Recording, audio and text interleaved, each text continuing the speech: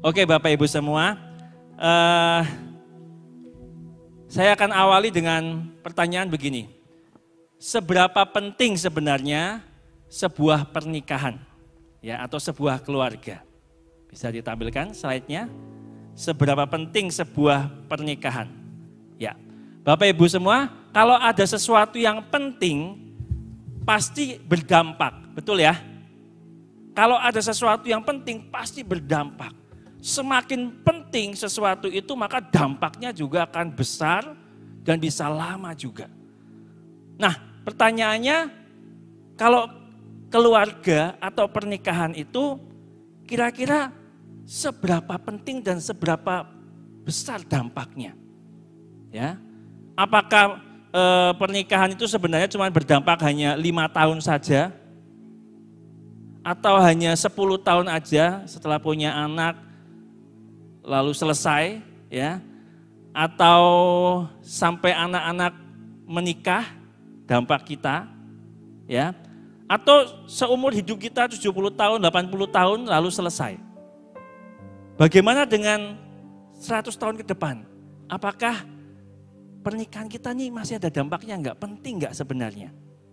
Nah, malam ini nih ada sebuah penelitian Bapak Ibu, ini benar-benar diteliti terjadi ya. Coba next. Nah, next. Ya, ini penelitian dilakukan sama Benjamin B. Warfield ya. Penelitian ini dilakukan sekitar tahun 1900 ya. Dia dari satu kampus di Princeton, Amerika Serikat ya. Dia melakukan penelitian. Dia meneliti dari 2 keluarga. Dampaknya apa? Penting enggak sebenarnya? Ya, diteliti 2 keluarga, namanya keluarga Jonathan Edward dan keluarga Mark Jukes, karena dua-duanya lahir di masa yang sama pada waktu itu. Ya, next. Nah, Jonathan Edward ini dan Mark Jukes ini diteliti, gak main-main penelitiannya yang dilakukan sama Benjamin tadi ya.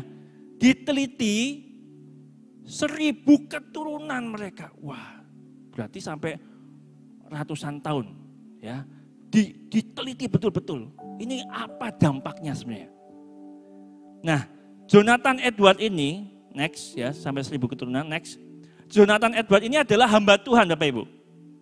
Dia seorang gembala, dia punya anak 11 orang, ya zaman itu anaknya masih banyak-banyak. Dia didik dengan cara firman Tuhan, dia ketat dengan firman Tuhan. Ya, dia doakan, dia ajak saat teduh, dia kasih kebenaran-kebenaran, value-value ya, moralitas ya. Dia dengan istrinya bangun keluarga yang benar-benar mau bangun di atas kebenaran firman Tuhan. Ya. Tuhan Yesus yang menjadi patokan dalam membangun keluarganya. Ini Jonathan Edwards. Ya. Nah, ketika diteliti, 1000 keturunannya dicek. Ya, hasilnya mengejutkan. Coba next buka ya. Hasil penelitian Benjamin tadi menghasilkan 300 orang itu menjadi pendeta, guru besar bidang agama. 120 orang jadi profesor, guru besar di bidang akademis. 110 orang menjadi pengacara, lebih dari 60 orang jadi dokter, lebih dari 60 orang jadi penulis buku bermutu, ya bukan buku yang enggak bermutu. 30 orang jadi hakim, 14 orang jadi rektor, 3 orang menjadi anggota kongres, bahkan 1 orang wakil presiden Amerika Serikat. Sisanya pemilik pabrik-pabrik besar di Amerika Serikat. Ketika diteliti keturunannya, wow, dampaknya luar biasa. Hasilnya luar biasa. Jadi suami istri yang bangun di atas firman Tuhan, yang sungguh-sungguh cari Tuhan, didoakan. Itu hasil keturunannya luar biasa Bapak Ibu. Artinya apa? Pernikahan Jonathan Edwards itu luar biasa penting. Berdampak bahkan buat bangsa karena sampai ada wakil presiden. Luar biasa. Nah, bagaimana dengan yang satunya? Ya, namanya Mark Jukes. Next. Nah, dia ini seorang ateis, ya. Dia nggak percaya Tuhan, dia pemabuk, dia menikah pernikahannya sembarangan, ya, main pukul, ya, main tendang, kata-kata kasar. Dia nggak ada sama sekali cari Tuhan, nggak ada, ya. Nah, setelah diteliti 1000 keturunannya, hasilnya apa nih dari pernikahan yang kayak gini? Hasilnya 440 orang suka pesta pora sebagai gaya hidup mereka. 310 orang jadi gelandangan dan pengemis. 190 orang jadi pelacur. 130 orang jadi narapidana. 100 orang jadi pecandu minuman keras. 60 orang punya kebiasaan mencuri. 55 orang jadi korban pelecehan seksual. 7 orang jadi pembunuh. Dan bukan cuma itu. Negara bagian New York mencatat dari keluarga ini itu merugikan mereka. Dicatat sampai $1.200.000 US. Ya, yang pada waktu itu adalah hutang yang sangat besar. Ini bikin masalah negara. Dari satu keluarga itu rupanya saudara, itu bisa dampaknya begitu panjang saudara. Nah, dari sini kita dapat kesimpulan, next. Bahwa keluarga yang takut akan Tuhan, keluarga yang dibangun di atas pondasi firman Tuhan, itu berdampak luar biasa, bahkan sampai ribuan generasi. Amin Bapak Ibu. Tapi demikian juga sebaliknya. Jadi kalau begitu keluarga penting apa enggak? Coba lihat kanan kirinya dengan pasangan. Ini pasangan saya ini kita penting enggak sih gitu. Keluarga kita ini penting enggak sih gitu ya. Keluarga kecil kita ini penting enggak sih gitu ya. Jawabannya apa Bapak Ibu? Penting enggak? Penting banget. Jadi kalau Bapak Ibu bangun keluarga Bapak Ibu dengan kebenaran firman Tuhan, dampaknya luar biasa, bahkan mempengaruhi sebuah bangsa, sebuah negara. Dan buat kerajaan surga, itu penting sekali. Karena itulah malam ini kita kumpul di sini, karena keluarga Bapak Ibu itu penting sekali. Sampai dibuat acara ini. Amin Bapak Ibu. Nah, tepuk tangan dulu dong buat keluarga Bapak Ibu semua ya. Nah, coba ngomong sama sebelah kanan kirinya pasangannya ya. Keluarga kita penting loh. Sadar nggak sih keluarga kita ini penting? Amin? Oke, kita akan lanjutkan. Silakan Kak Budi.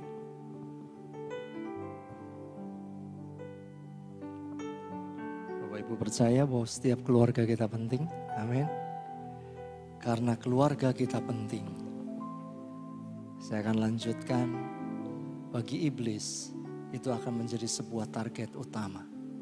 Suka atau tidak suka, mau atau tidak mau. Bahwa fokus utama dari iblis adalah kehancuran keluarga, khususnya keluarga Kristen. Satu hari ada seorang hamba Tuhan sedang naik pesawat. Di pesawat itu dia ditawarin makanan oleh pramugari. Dan dia makan, tetapi sebelahnya ditanya, mau makan? Enggak. Karena dia sungkan, dia makan dengan cepat. Dia selesaikan makanannya, lalu dia tanya, kamu itu dari mana kok puasa? Dari karismatik? Bukan. Dari Pantai Costa? Bukan. Dari Assembly of God? Bukan juga. Dari Katolik? Bukan. Dari Presbyterian? Bukan. Lalu kamu dari mana? Dia ngomong, saya dari gereja setan. Dan target saya jelas. Supaya keluarga Kristen bertumbangan dan keluarga hamba-hamba Tuhan itu mengalami kehancuran. Sejarah firman Tuhan, sejarah kerajaan Allah membuktikan bahwa tipu daya iblis berhasil. Keluarga Bapak Ibu dan saya penting bagi Tuhan. Karena penting itulah dia gunakan segala daya upayanya untuk hancurkan keluarga. Dan itu berhasil. Di keluarga pertama berhasil. Karena itulah dampak dari kejatuhan Adam pada waktu dia memberontak kepada Tuhan. Munculnya apa? Mari kita lihat. Kita mau baca dari Kejadian pasal yang ketiga. Mulai dari ayat yang ke-9. Saya akan bacakan. Tetapi Tuhan Allah memanggil manusia itu dan berfirman kepadanya, "Di manakah engkau?" Ia menjawab, "Ketika aku mendengar bahwa engkau ada di dalam taman ini, aku menjadi takut. Karena itu aku telanjang. Sebab itu aku bersembunyi." Firman-Nya, "Siapakah yang memberitahukan kepadamu bahwa engkau telanjang? Apa engkau makan dari buah pohon yang kularang engkau makan itu?" Manusia itu menjawab, "Perempuan yang kau tempatkan di sisiku, dialah yang memberi dari buah pohon itu kepadaku, maka ku makan." Kemudian berfirmanlah Tuhan Allah kepada perempuan itu, "Apakah yang telah kau perbuat ini?" Jawab perempuan itu, "Ular itu yang memperdayakan aku, maka ku makan." Lalu berfirmanlah Tuhan Allah kepada ular itu, "Karena engkau berbuat demikian, terkutuklah engkau di antara segala ternak dan di antara segala binatang hutan. Dengan perutmu lah engkau akan menjala dan debu tanah lah yang akan kau makan seumur hidupmu. Aku akan mengadakan permusuhan antara engkau dan perempuan ini, antara keturunanmu dengan keturunannya. Keturunannya akan meremukkan kepalamu dan engkau akan meremukkan tumitnya." Firman-Nya kepada perempuan itu, "Susah payahmu akan mengandung, kubuat sangat banyak. Dengan kesakitan engkau akan melahirkan anakmu. Namun engkau akan berahi kepada suamimu dan ia akan berkuasa atasmu." Lalu Firman-Nya kepada manusia itu, "Karena engkau mendengarkan perkataan istrimu dan memakan dari buah pohon yang telah kuperintahkan kepadamu, jangan kau makan buahnya daripadanya, maka terkutuklah tanah karena engkau. Dengan susah payah engkau akan mencari rezekimu dari tanah seumur hidupmu. Semak duri dan rumput duri yang akan dihasilkannya bagimu, dan tumbuh-tumbuhan di padang akan menjadi makananmu. Dengan berpeluh engkau akan mencari makananmu sampai engkau kembali lagi ke tanah, karena dari situlah engkau diambil, sebab engkau debu dan engkau akan kembali menjadi debu." Apakah Bapak Ibu sudah dapatkan ini? Kalau belum dapatkan bisa minta tolong Mbak Ira sama Mbak Srikin. Satu orang satu, lalu Bapak Ibu mendapatkan ballpoint juga. Ya. Jadi mohon nanti diisi. Ada yang belum dapat? Adi belum dapat, Ida belum dapat. Ya, yang belum dapat bisa lambaikan tangan.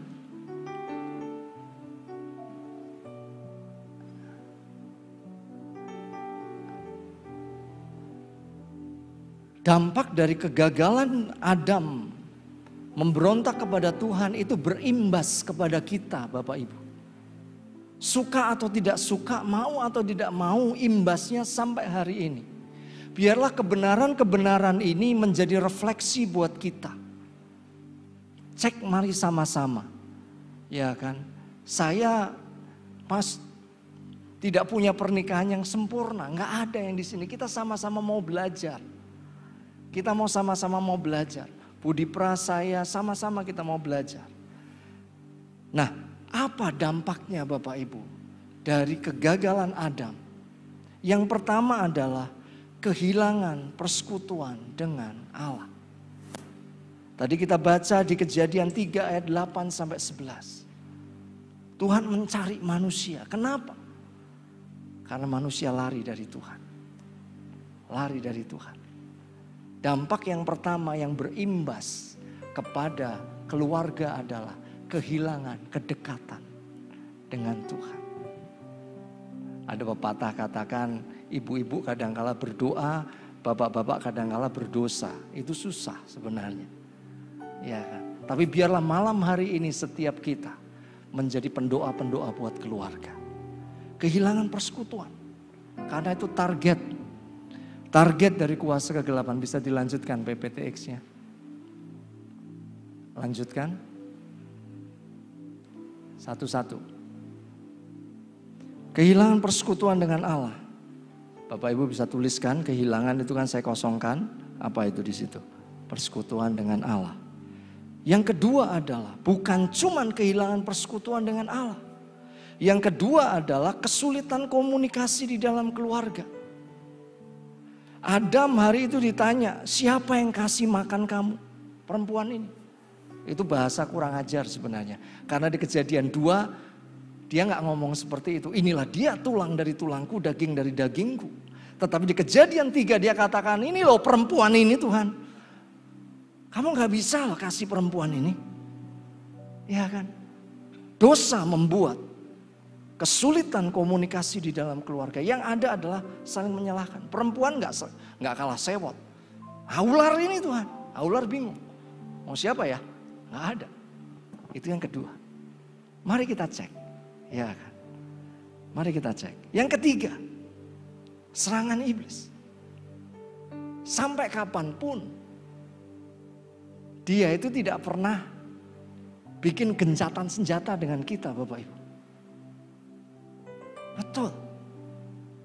Kita mungkin kalau tahu kita gencatan senjata ya iblis dia ngomong silahkan. Tapi dia akan tetap serang kita. Nanti kita akan lihat.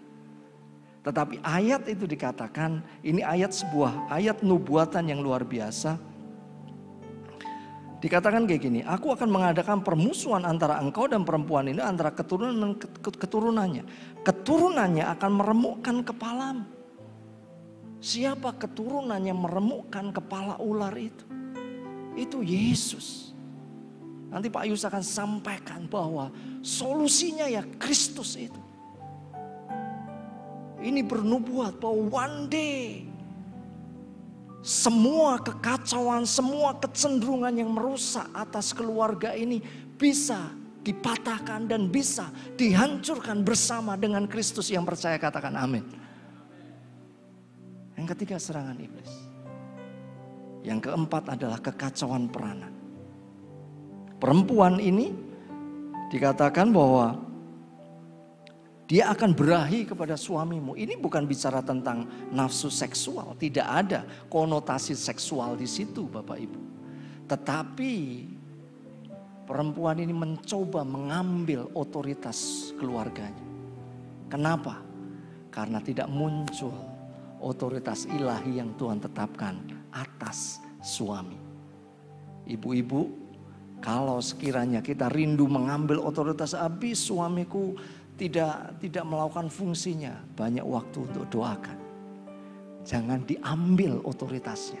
Karena perempuan tidak pernah didesain untuk menjadi kepala. Para ibu-ibu yang percaya katakan amin. Amin. Ya kan. Tidak pernah didesain dari sononya, tatanan ilahinya nggak kayak gitu Bapak Ibu. Amin. Kekacauan peranan. Yang kelima, apa yang terjadi dari manusia jatuh di dalam dosa, dari tipu daya dosa yang dilakukan oleh kuasa kegelapan, kesulitan keuangan. Salah satu konflik terbesar dari pernikahan adalah kesulitan keuangan. Dan itu terjadi. Tetapi di dalam Yesus itu juga dipulihkan. Allahku akan memenuhi segala keperluanku menurut kekayaan dan kemuliaannya di dalam Kristus Yesus yang percaya, katakan amin. Yang kelima itu. Yang keenam adalah kesulitan mendidik anak. Pembunuhan pertama itu ada di keluarga pertama Bapak Ibu. Dari awal Tuhan sudah katakan bahwa mendidik anak itu memang tidak mudah. Apalagi hari-hari ini di tengah-tengah sumber arus informasi yang begitu luar biasa. Ya kan, mengerikan sekali.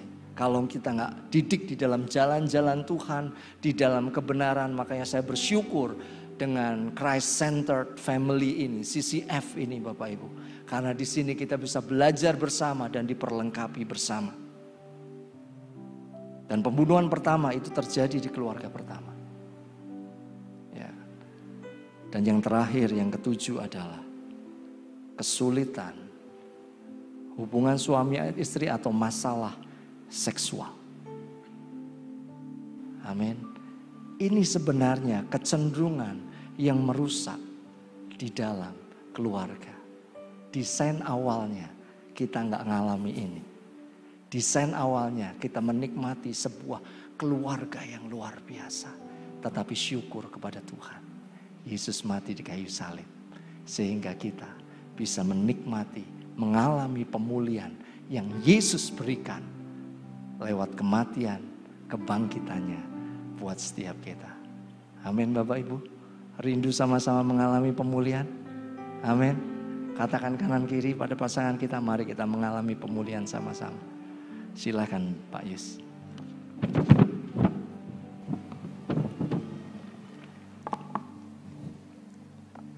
Saya bersyukur untuk malam hari ini. Saya sejujurnya tidak mengira bahwa akan demikian banyak yang ikut. Saya pikir hanya belasan. Nah,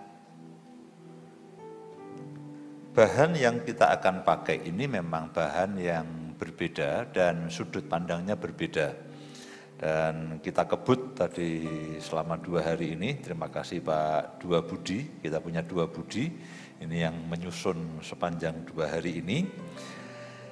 Nah, jadi ketika akhirnya kami menemukan akan sudut pandang Christ Center Family ini, saya sendiri terkejut sebetulnya. Saya sendiri terkejut. Karena ketika mempersiapkan akan ini sudah lama sebetulnya. Kita itu pengen membantu terutama keluarga-keluarga yang relatif muda supaya tidak mengalami seperti yang kita alami, jatuh bangun berantakan semuanya itu sejak sebelum pandemi sebetulnya. Sejak sebelum pandemi kita itu sudah berikhtiar bahwa ayo kita mesti harus kumpulkan terutama keluarga-keluarga yang muda supaya mereka ini boleh sejak awal itu jangan sampai terlambat untuk mengalami berbagai macam persoalan yang kita alami.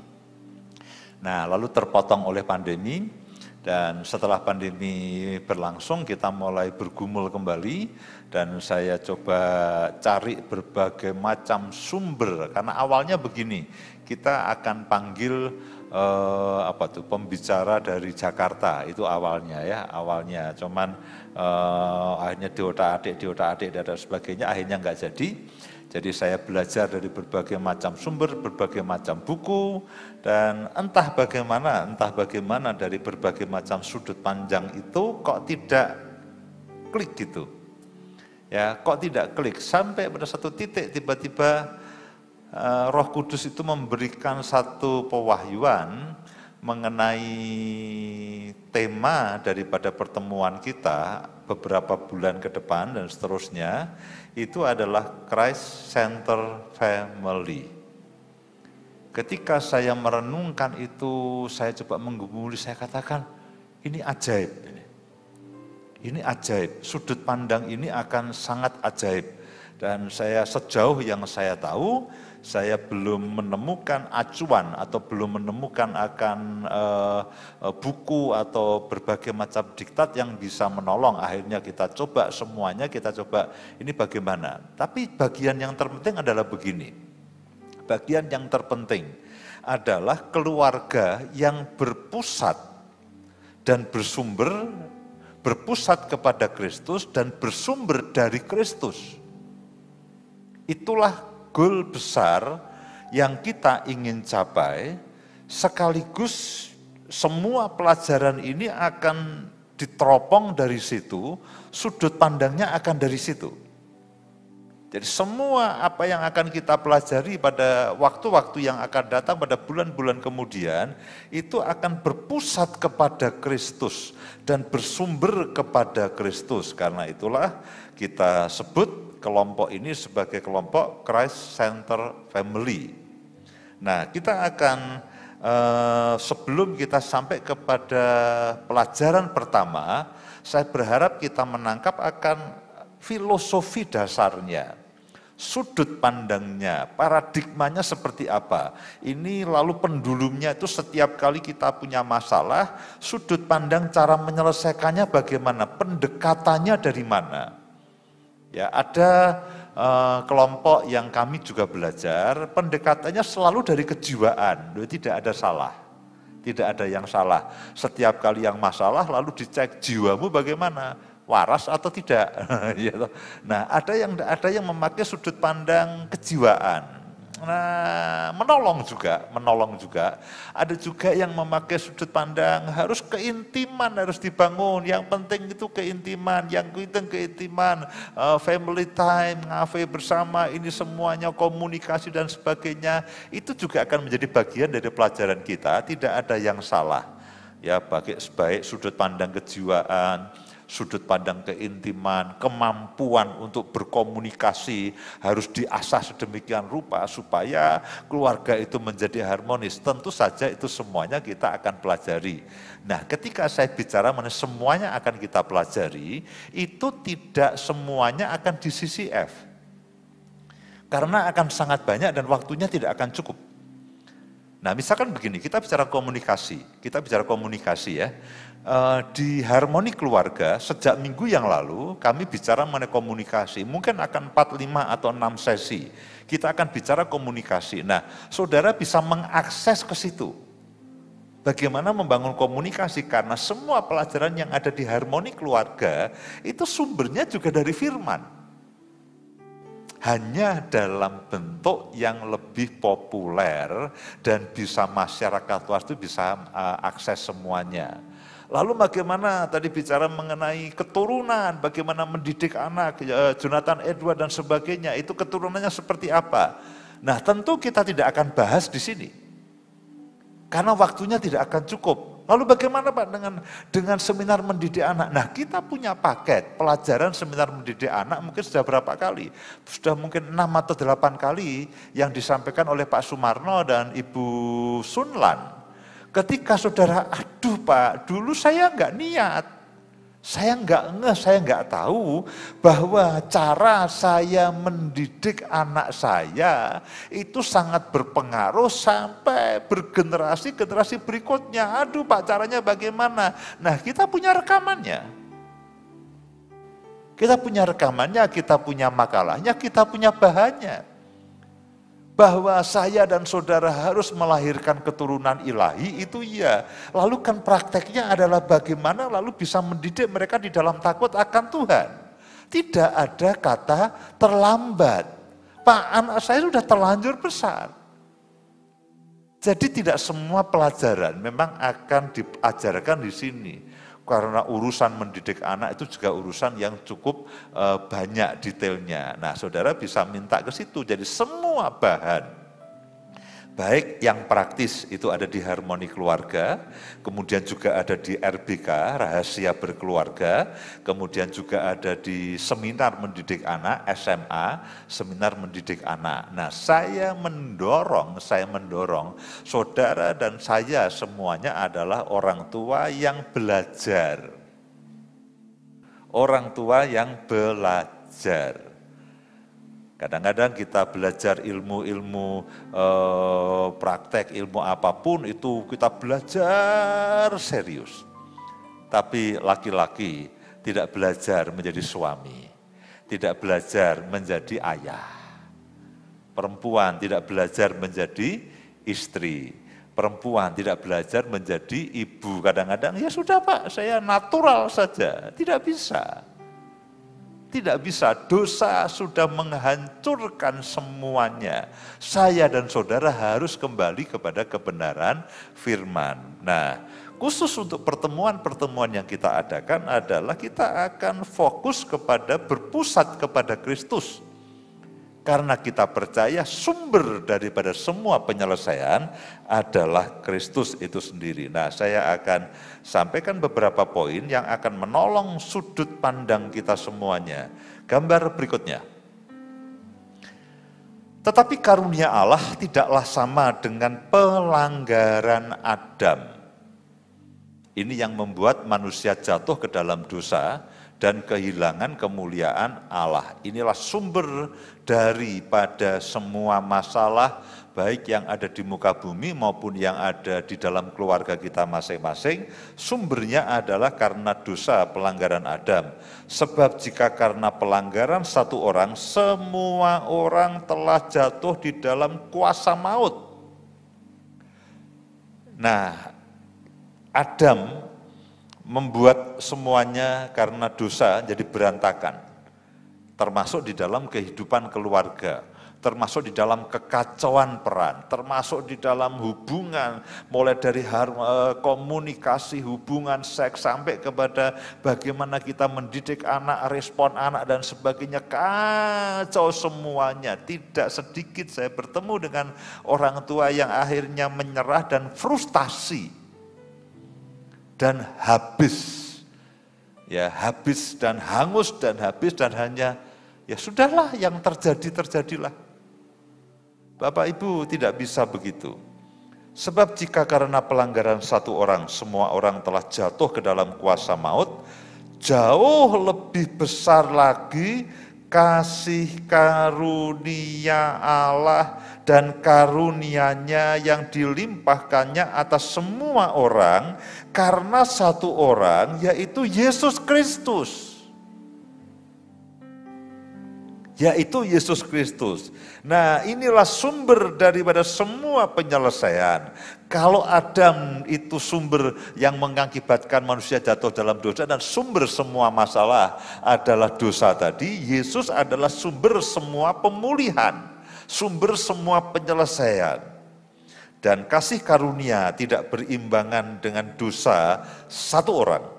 Sebab penghakiman atas satu pelanggaran itu telah mengakibatkan penghukuman, tetapi penganugerahan karunia atas banyak pelanggaran itu mengakibatkan pembenaran.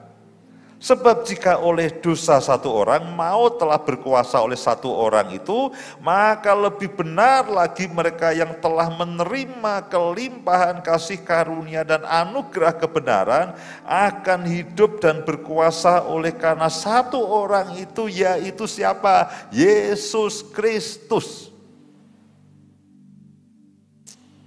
Jadi fokusnya, sumbernya, pusatnya adalah Yesus.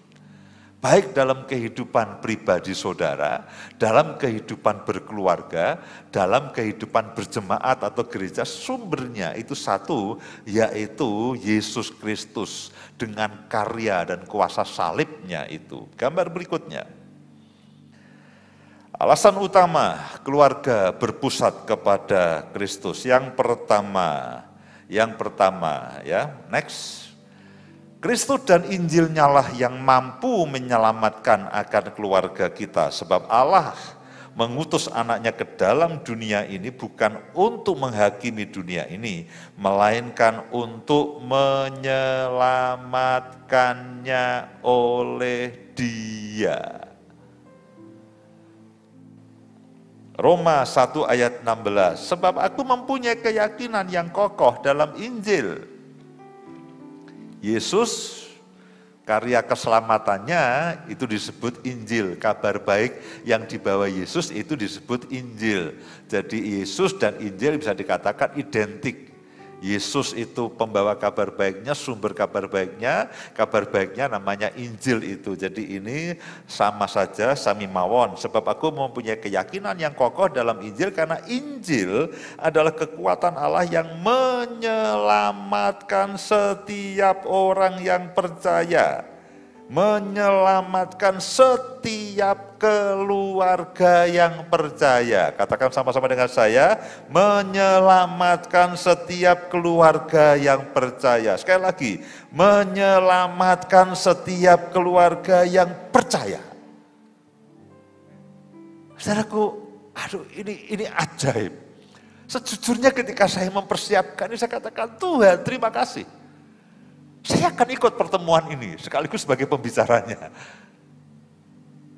Dan saya bukannya sebagai pembicara, saya mau mengalami ini lebih lagi.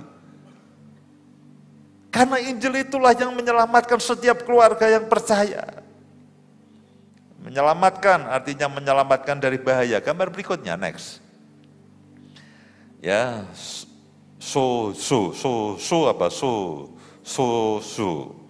ya, menyelamatkan dari bahaya, kehancuran, bahkan penderitaan. Lalu next, gambar berikutnya. Kristuslah yang rindu memulihkan akan keluarga kita. Kristus harus tinggal di surga sampai waktu pemulihan segala sesuatu seperti seperti yang difirmankan Allah dengan perantaraan nabi-nabinya yang kudus di zaman dahulu. Jadi salah satu karya salib, karya Injil adalah kerinduan Kristus adalah memulihkan segala sesuatunya, dan keluarga akan menjadi prioritas yang utama setelah pemulihan personal atau pemulihan pribadi, itu pemulihan keluarga. Pemulihan fungsi keluarga. Pamit Pak, saya boleh ikut nggak? Boleh, saya bilang begitu. Ya, usia boleh tua, semangat tetapmu muda, oke lah ya. Ya, kita berapa ya? Kita berapa ya? 33, kalah sama saya Pak. Ya, mari saya ingin begini, kita lambungkan iman dan pengharapan kita. Tentu dengan lalu kita belajar dan kita berubah sama-sama. Ya, tentu itu semuanya akan kita perlukan supaya apa? Kita ini masih ada kesempatan. Bahkan sementara saya mendengarkan Pak Budi Pras sampaikan bahannya, Pak Budi Raharja sampaikan, saya katakan Tuhan, ini harusnya semua keluarga yang ada di jemaat ini tidak peduli umurnya mereka berapa, umur pernikahannya harusnya ikut kelas ini. Pak, saya udah umur 70 tahun. Mungkin hanya akan 5 atau 6 tahun lagi hidup. Tapi saya mau katakan bahwa selalu ada kesempatan. Selalu ada kesempatan. Sementara saya mendengarkan paparan dari Pak Budi Pras, Pak Budi Abdi Pater, saya katakan, ini semuanya harus ikut. Pak, usia pernikahan saya sudah 35, sudah 40 tahun. Saudaraku, tidak ada kata yang terlambat. Detik saudara menyadari dan saudara mengizinkan Roh Kudus bekerja. Kadang-kadang 1 hari, 1 minggu, 1 bulan, 1 tahun, 5 tahun, itu sama saja kesempatan di hadapan Tuhan. Jadi saya mulai berpikir, mungkin kita akan buat gelombang yang kedua, saya akan undang semua suami istri dari semua umur. Nah, saya katakan terlalu sayang. Terlalu sayang. Terlalu sayang kalau ya sudahlah yang tua kita serahkan kepada tata kasih karunia Tuhan, kan tidak bisa begitu. Lalu mereka tidak diberi kesempatan untuk mengalami pemulihan, mengalami kelegaan yang daripada Tuhan. Kristus itu harus tinggal di surga sampai waktu pemulihan segala sesuatu.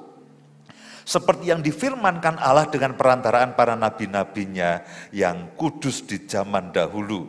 Memulihkan atau apokastastasis itu artinya adalah kondisi sempurna sejak semula sebelum manusia jatuh di dalam dosa.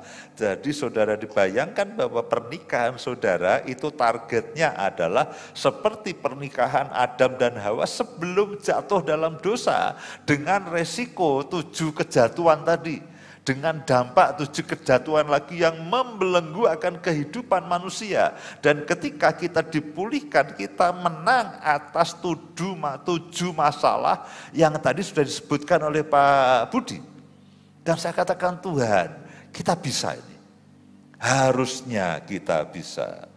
Yang ketiga, gambar berikutnya. Karya Kristus yang kita alami adalah sumber energi untuk membangun keluarga yang berpusat kepada Kristus dan bersumber dari Kristus. Berpusat pada Kristus dan bersumber dari Kristus. Karya salib itu bicara mengenai penebusan, penerimaan, kasih tanpa syarat, pengampunan, pembenaran, pembebasan, dan masih banyak poin lagi. Saya bicara dengan kedua Budi, saya katakan ini karena fokusnya kepada Kristus, setiap kita harus mengalami betul-betul keselamatan lahir baru dalam arti yang sepenuh-penuhnya. Nah, kalau sampai ada yang belum mengerti akan lahir baru, ya kita akan buat kelas keselamatan. Oke, saudara sudah yakin keselamatan. Saudara pernah taruh tangan di depan dada. Saudara pernah terima Yesus sebagai Tuhan dan Juru Selamat. Namun banyak orang yang tidak mengerti sebetulnya pada waktu kita diselamatkan, itu sebetulnya bukan paket cicilan. Ada paket-paket yang lain yang sebetulnya ikut dengan paket keselamatan. Nah, ini yang kadang-kadang itu tidak difahami. Dibenarkan, dikuduskan, ya, diangkat sebagai anak, menjadi ahli waris, lalu masih banyak lagi. Karena memang untuk keluarga yang berdasar bersumber kepada Kristus adalah lahir baru dan mengalami akan Kristus. Gambar berikutnya, tinggallah di dalam aku dan aku di dalam kamu, sama seperti ranting tidak dapat berbuah dari dirinya sendiri kalau ia tidak tinggal pada pokok anggur.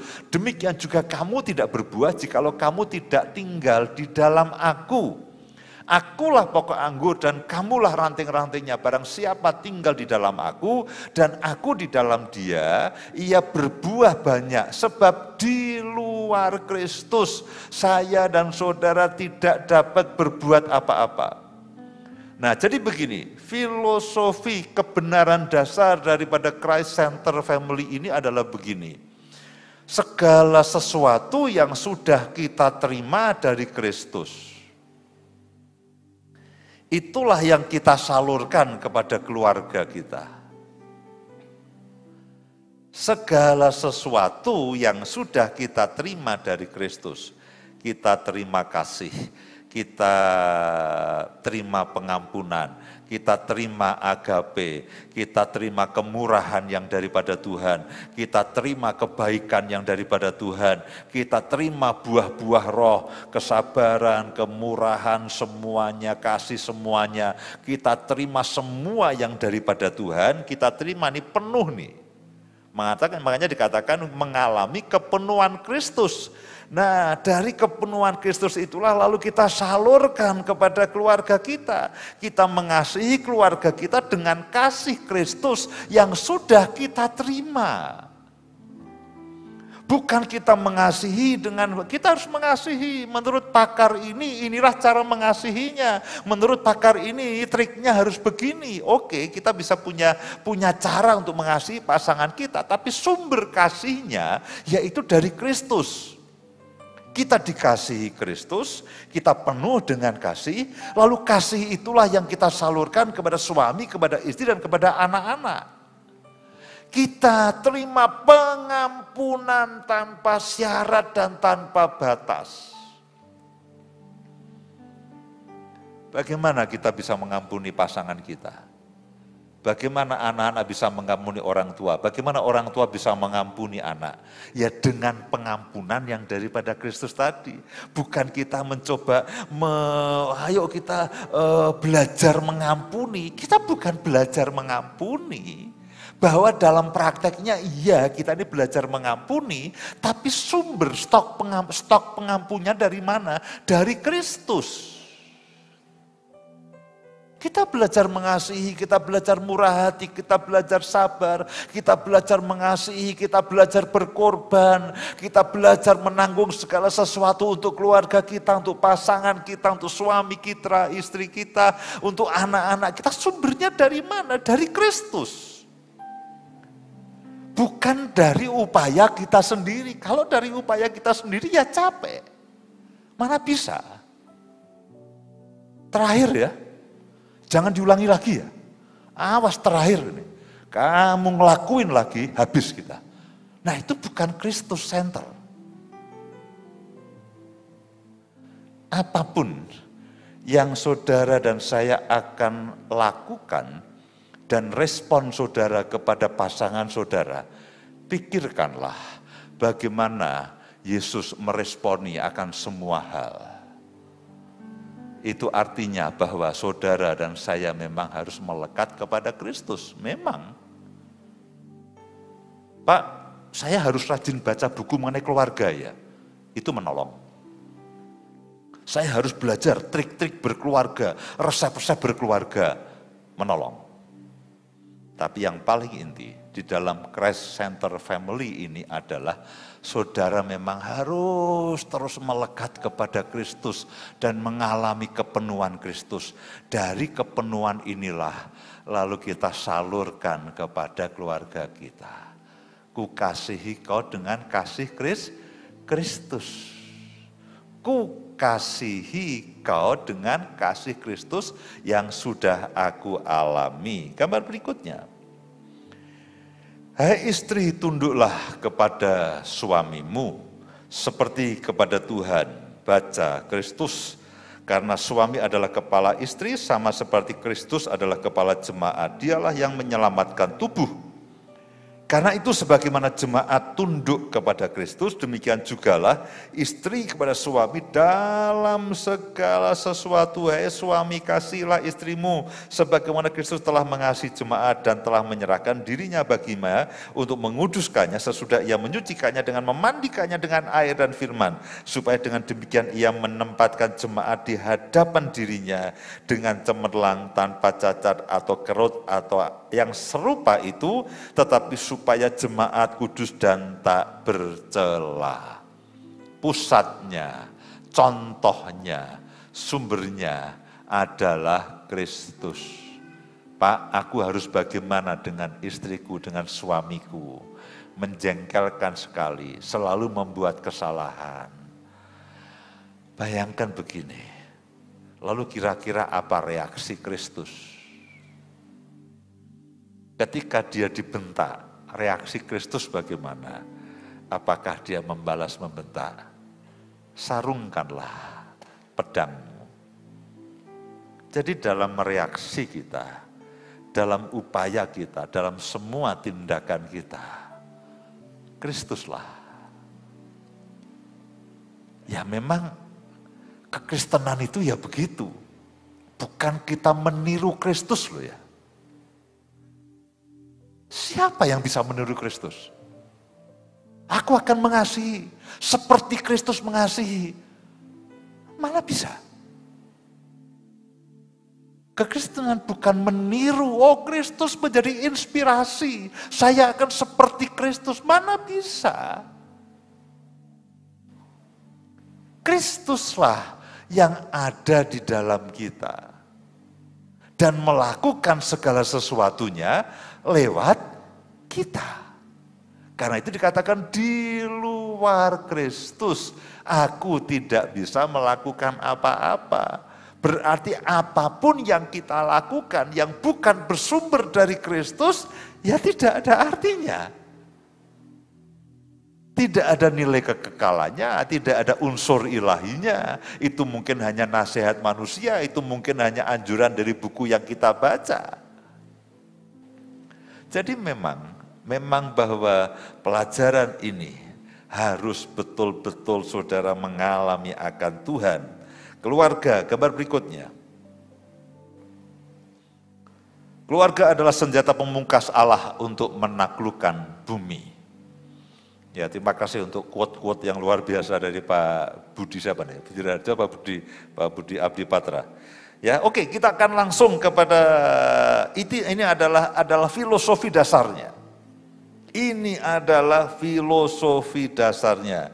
Gambar berikutnya, next. Bukti keluarga sedemikian penting bagi Allah. Yang pertama, kitab Kejadian dibuka dengan pernikahan. Yang kedua, mujizat pertama Tuhan Yesus ada di dalam pesta pernikahan. Yang ketiga, hubungan Tuhan dan gereja diibaratkan hubungan suami istri atau pernikahan. Kitab Wahyu ditutup dengan pernikahan anak domba dan mempelainya, yaitu gereja Tuhan. Ajaib ya. Jadi pernikahan saudara dan saya, itu seakan-akan begini nih, surga mempertaruhkan gambarnya dengan pernikahan saudara dan saya. Itu, waduh, itu luar biasa saudaraku. Surga itu mempertaruhkan reputasinya, mempertaruhkan nama baiknya dengan pernikahan saudara dan istri dengan pasangan masing-masing. Pernikahan anak domba dan gerejanya itu juga diibaratkan oleh saudara dengan pasangan saudara masing-masing. Dari sini saya sangat yakin bahwa Tuhan pasti akan menolong kita, memampukan kita dengan kasih karunia yang berlimpah-limpah, dengan Roh Kudusnya yang terus menolong dan memimpin kita, dengan kebenarannya, dengan firman-Nya yang berkuasa untuk memimpin kita, sehingga keluarga saya dan keluarga saudara itu betul-betul akan menjadi keluarga yang sangat dipulihkan oleh Tuhan. Tidak mungkin karena surga itu mempertaruhkan reputasinya dalam kehidupan keluarga saudara dan saya. Betapa bagi Tuhan keluarga saudara sangat amatlah penting. Mustahil lalu diabaikan, mustahil lalu dibiarkan, itu tidak. Oke, kita masuk kepada kompas visi. Kenapa kita beri kompas visi? Karena begini, kompas itu adalah bukan hanya petunjuk arah, tapi setiap kali melenceng kembali kepada petunjuk arah itu. Kalau orang berlayar di lautan harus ada kompasnya. Kalau tidak mana? Kiri ombak, kanan ombak, tidak ada petunjuk jalan, tidak ada traffic light. Ya, kalau orang mau berlayar dia harus tahu kompasnya di mana, utara di mana, dia harus mengarah kemana. Kenapa kita sebut dengan kompas visi? Supaya apa? Apapun keadaan saudara dan saya selalu kembali ke visi. Pak, saya agak melenceng. Kemarin saya miss dengan pendidikan anak-anak. 5 tahun saya biarkan anak saya, hanya saya kasih makan saja. Hanya saya kasih uang saku, saya tidak mendidik, saya tidak mengasuh mereka dengan baik. Saudara miss 5 tahun, saudara salah 5 tahun, oke kembali. Tidak ada kata terlambat dengan pemulihan. Tidak ada kata terlambat dengan pemulihan. Ya, jadi visi Allah atas keluarga yang berpusat kepada Kristus. Bila tidak ada wahyu, menjadi liarlah rakyat. Berbahagialah orang yang berpegang kepada hukum Tuhan. Jadi sepenuhnya pelajaran-pelajaran di sini adalah kembali kepada kebenaran firman Tuhan. Lalu apa visi Tuhan tentang keluarga yang kita harus terus ingat? Yang harus terus ingat. Bagaimana seperti curhatan Ejwa tadi bisa menghasilkan keturunan yang berdampak luar biasa. Saya percaya, mari kita punya iman dan percaya. Pak, anak saya itu nakalnya umum loh. Anak saya ini ngaconya luar biasa. Bagaimanapun juga ketika mereka dipulihkan, mereka akan kembali kepada keturunan ilahi. Yang pertama adalah mewujudkan gambar Allah. Maka Allah menciptakan manusia betul menurut gambarnya. Menurut gambar Allah diciptakannya dia laki-laki dan perempuan diciptakannya mereka. Allah rindu melalui keluarga. Gambar Allah terlihat di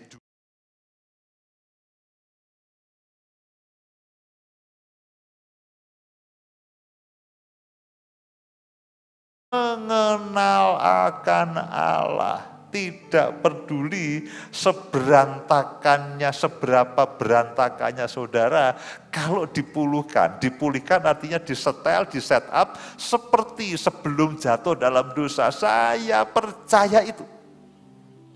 Kalau tidak, kita tidak ada di sini saudaraku. Saya percaya, Pak, saya kacau, saya berantakan, saya ini amburadul. Nah itulah kita perlu dipulihkan. Tuhan tahu, Yesus tahu, dosa memang memporak-porandakan semuanya. Bahkan porak-poranda itu dimulai pada waktu di Eden, di Firdaus itu sudah porak-poranda. Tapi Kristus itu akan memulihkan segala sesuatunya, termasuk keluarga. Singgollah pasangan saudara, singgol, jangan keras-keras, singgol. Puji Tuhan, ada kabar baik, ada harapan, ya, ada harapan. Puji Tuhan, ya, ada harapan. Ya. Udah, dilanjutkan nanti malam singgol-singgolannya. Ya, ini ya dilanjutkan nanti malam, ya. Mewujudkan gambar Allah. Gambar berikutnya, keluarga surgawi, Bapa, Yesus dan Roh Kudus. Keluarga di bumi, ayah, ibu dan anak. Gambar berikutnya, melipat gandakan akan gambar Allah. Allah memberkati mereka, lalu Allah berfirman kepada mereka, beranak cuculah dan bertambah banyak, penuhilah bumi. Allah rindu setiap pernikahan dapat melahirkan dan melipat gandakan gambar Allah di muka bumi. Ya, baca keturunan ilahi, Maleakhi pasal yang kedua, ayat yang ke-15. Jadi saudaraku, ketika saudara dianugerahi oleh anak, Tuhan mau supaya gambar Allah, keturunan ilahi itu dilipat gandakan di muka bumi ini. Karena itulah saya mendorong saudara semuanya, saudara coba mintalah semua file mengenai seminar mendidik anak. Belum terlambat saudaraku. Pangkaslah waktu saudara bermedsos ria. Pangkaslah waktu saudara membaca, melihat semua akun yang ada di IG atau siapapun. Pangkaslah itu tidak ada nilai kekekalannya, itu tidak ada urusannya dengan melipat gandakan gambar Allah, itu tidak ada urusannya dengan menaklukkan bumi. Oke, saya tidak ingin saudara menjadi orang yang ketinggalan. Oke, saudara boleh melihat kabar dunia seperti apa. Tapi saya mendorong pangkaslah itu, lalu investasikan waktu saudara untuk belajar hal-hal yang berdampak kekekalan. Karena kalau tidak, bagaimana? Reaksi saudara, apa yang saudara omongkan, sikap saudara terhadap anak saudara, itulah yang akan mereka contoh. Itulah yang akan mereka perhatikan. Jadi saya mendorong setiap laki-laki akan menjadi sangat ahli menjadi seorang suami, ahli sebagai seorang ayah. Belajar. Tekniknya harus belajar, kebenarannya harus belajar. Dan kita semua punya perangkatnya. Ada di dalam harmoni keluarga, ada di dalam RBK, ada di dalam SMA. Seminar mendidik anak. Saudara pangkaslah semua waktu-waktu yang apa ya, yang aduh Pak saya bersosialisasi, iya saudara perlu sosialisasi, saudara perlu ikut arisan, ya cuman jangan arisan semua RT diikuti lah. Pangkaslah waktu-waktu yang kita gunakan dan tidak ada nilai kekekalannya, lalu investasikan kepada hal-hal yang kekal ini. Kalau tidak, ya tidak bisa. Bagaimanapun juga respon saudara akan sangat menentukan. Yang ketiga, menaklukkan bumi. Dan taklukkanlah itu, berkuasalah atas ikan-ikan di laut dan burung-burung di udara dan atas segala binatang yang merayap di bumi. Jikalau seluruh muka di bumi ini dipenuhi dengan gambar Allah, dan saya percaya itu pasti terjadi, maka seluruh dunia sedang ditaklukkan, dipenuhi dengan kemuliaan Allah. Saya tadi minta Bu Indah beberapa ayat yang sering kami ucapkan ketika berdoa. Tolong keluarkan Yesaya pasal yang ke-61 ayat yang ke-9. Yesaya pasal yang ke-61 ayat yang ke-9. Terima kasih. Keturunanmu akan terkenal di antara bangsa-bangsa dan anak cucumu di tengah-tengah suku-suku bangsa.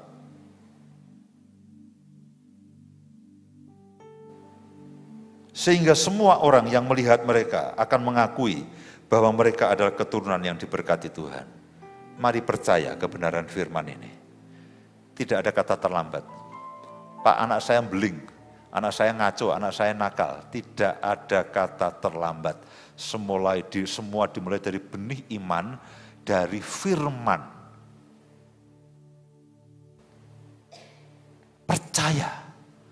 Saudara yang frustasi dengan anak-anak diganti dari frustasi menjadi benih iman ini.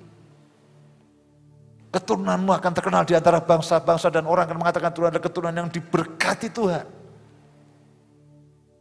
Seperti tadi 1000 keturunan, semua punya dampak yang baik. Puji Tuhan ya, luar biasa. Ya, Mazmur 112 ayat yang pertama dan ayat yang kedua. Mazmur 112 ayat pertama dan ayat yang kedua. Haleluya, berbahagialah orang yang takut akan Tuhan, yang sangat suka kepada segala perintahnya. Anak cucunya akan perkasa di bumi, angkatan orang benar dan akan diberkati. Amin. Jadi setiap kali saudara melihat anakmu, jangan underestimate, jangan pesimis. Entah bagaimana caranya. Kadang-kadang dimulai dari iman. Iman itu akan membuat Tuhan campur tangan. Iman itu akan membuat Tuhan melakukan rekayasa ilahinya. Iman itu akan membuat Tuhan itu melakukan hal-hal yang bahkan kita tidak bisa pikirkan sebelumnya. Jadi itulah beberapa ayat yang akan menolong saudara, yang akan setiap kali dengan visi ini selalu kembali ke visi, selalu kembali ke visi, selalu kembali ke visi. Kompas kita adalah visi yang daripada Tuhan. Jangan mau kurang daripada itu. Iman dan pengharapan kita jangan mau kurang daripada janji Tuhan. Saking frustasinya kita, kalau kita kan, ya lah Pak, ini anakku kalau sudah lulus SMA aja udah puji Tuhan Pak, syukur udah lulus SMA saja Pak, syukur. Udah lolos dari mungkin S1 syukur, ya udah Pak, udah nanti S1 cari kerja lah, udah saya bebas. Saudaraku, jangan underestimate seperti itu. Jangan underestimate seperti itu, karena kalau saudara menurunkan standar janji Tuhan itu, lalu visi Tuhan untuk memenuhi bumi dengan kemuliaannya akan sangat terhambat. Saya dan saudara tidak peduli seberapa anak kita dan bagaimana mereka melakukannya. Tapi mulai hari ini iman kita terhadap anak kita harus berdasarkan tujuan ilahi yang Tuhan tetapkan. Jangan mau kurang daripada itu. Pak, saya bingung. Ucapkan ayat ini, deklarasikan ayat ini. Dan ayat ini bukan untuk anak-anak, ayat ini untuk saya dan saudara. Supaya iman saudara terhadap anak-anak saudara itu tidak menurun. Pengharapan saudara terhadap anak-anak saudara itu tidak menurun, tapi terus bertambah-tambah. Berdasarkan apa? Berdasarkan janji Tuhan yang diberikan kepada saudara dan saya. Jangan diturunkan, jangan didegradasikan.